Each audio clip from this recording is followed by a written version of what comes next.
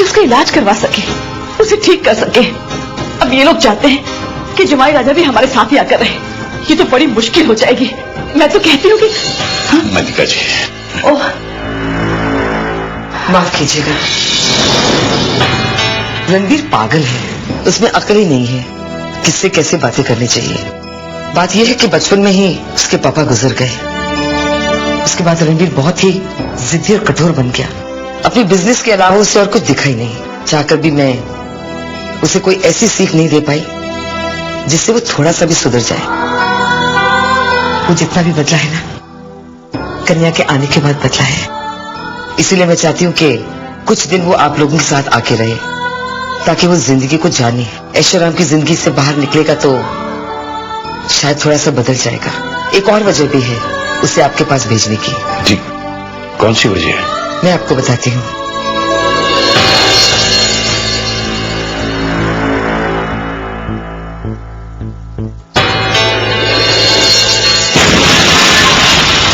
ये है वो दूसरी वजह।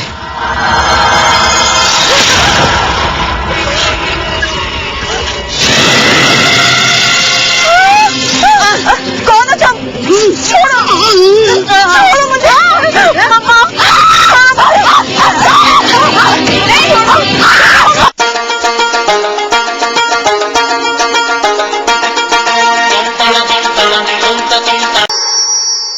मैं चाहती हूँ कि रणबीर नताशा की पहुंच से दूर हो जाए, और इसके लिए आपके घर से बेहतर और कौन सी जगह हो सकती है। प्लीज भाई साहब, इसे मेरी एक गुजारिश समझिए। मल्लिका जी, कैसी बातें कर रही हैं आप? अभी तो आपने खुद ही कहा ना कि हम भी आपके परिवार का हिस्सा हैं, तो फिर एक गैरों जैसी बात क्यों कर रही हैं? रणबीर जी को अपने घर में रखने में हमें कोई परेशानी नहीं होगी। वो जब तक चाहे हमारे यहाँ रह सकते हैं। बहुत बहुत शुक्रिया भाई साहब, मैं उसके जाने का इंतजाम करके आती हूँ। ठीक है।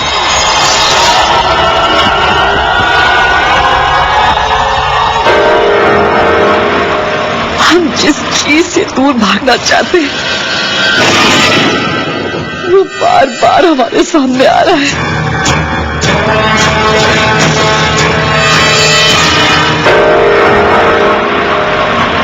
शायद ऊपर वाला हमारा इम्तिहान ले रहा है।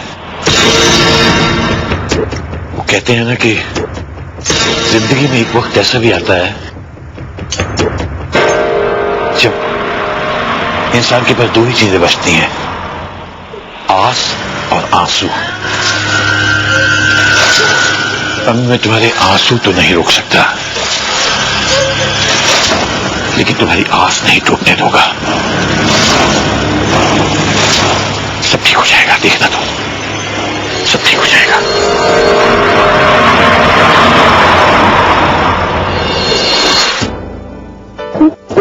तुम घटिया इंसान हो। आज तुमने मेरे पापा की इंसल्ट कर दी। तुमने इतना भला बुरा कहा। लेकिन तुम्हें इतना खराब क्यों लग रहा है? हजारों बार तो तुमने मेरी माँ की बेइज्जती की, तब मैंने तुम्हें कहा कुछ? लेकिन वो तो मैंने सब कुछ तुम्हारे कहने पर किया। पर आज जो भी तुमने कुछ किया ना, मुझे बहुत बुरा लगा। कुछ तो हुआ है। ये क्या कर रहे हो तुम? आंसू पहुंच रहा हूँ। वो क्या है ना कि मेरे सामने कोई रोता है तो मुझे अच्छा नहीं लगता। I can handle it. ठीक है, मैं उधर मुंह करके रोती हूँ। कम ऑन नाउ, गलती हो गई, माफ कर दो। इंसानों से ही गलती होती है ना। लेकिन तुम इंसान हो, तुम तो जानवर हो, जानवर। ठीक है, मैं जानवर हूँ, मैं गेंडा हूँ, मैं सांड हूँ, मैं गधा हूँ, मैं उल्लू को लुल्लू हूँ, कुछ भी हूँ। ठीक है, आई एम सॉरी। क्या क्या कहा तुमने? सॉरी। मुझे कुछ सुनाई नहीं दे रहा। तुम क्या कह रहे हो?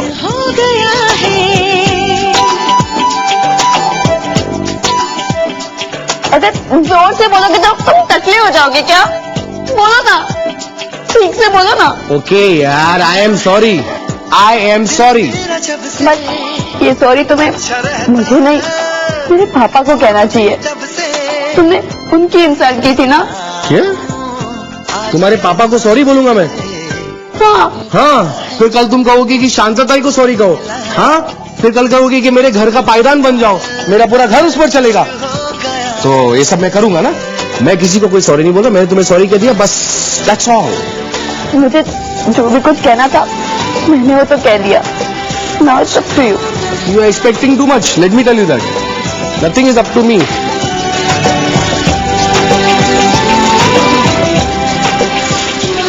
हलवा है क्या तुम्हारे पापा को सॉरी बोलना? पहले वो इतने खड़ूस मनूस और पता नहीं क्या है, इट्स वियर्ड। मैं किसी को सॉरी नहीं बोलने वाला, कोशिश कर लेंगे, लेकिन ऐसी कोई बात भी नहीं। आजकल इतना सब किया है, खाना पकाया है, शादी के बारे में बदल तो गया हूँ, कुछ कोशिश कर सकता हूँ, देखेंगे देखेंगे।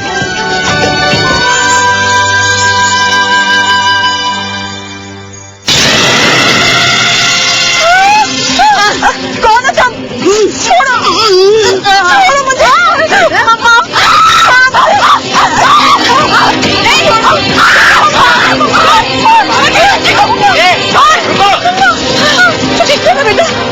तू ठीक है ना बेटा?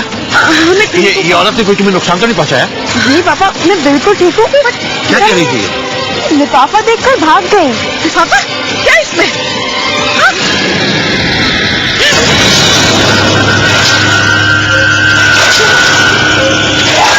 इन दवाइयों से कन्या के दिमाग पर कोई बुरा असर नहीं पड़ेगा। और मैंने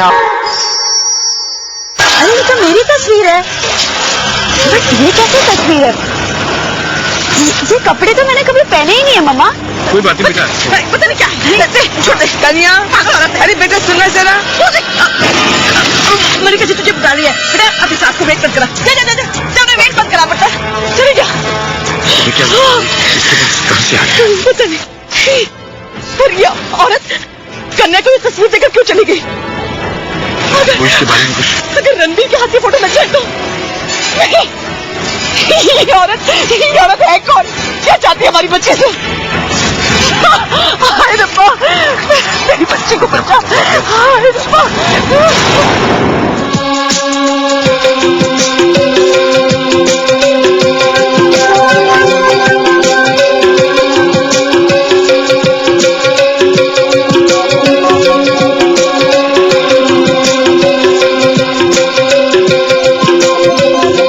मैंने आप लोगों से पहले ही कहा था, ये स्प्लिट पर्सनालिटी का केस है। जब भी कन्या आग को देखती है वो खुद को नताशा समझने लगती है और फिर वो पूरी तरह से नताशा बन जाती है। इसका मतलब है उसके अतीत में जरूर कुछ ऐसा घटा है जिसका संबंध आग से जरूर रहा होगा। हमारी तो कुछ समझ में नहीं आ रहा डॉक्टर साहब। नताशा की तस्वीर को देखकर भी कन्या उसको पहचान नहीं पाई और समझ नहीं आ रहा ये तस्वीर किसने ली और कैसे ली, कब ली। देखिए, जिसने भी ये काम किया है उसका कोई ना कोई नताशा के साथ रिश्ता होगा, लेकिन आप लोगों को एक बात का ध्यान रखना होगा। कन्या को ये मालूम नहीं पड़ना चाहिए कि वो ही नताशा है, क्योंकि कन्या नताशा के बारे में कुछ नहीं जानती।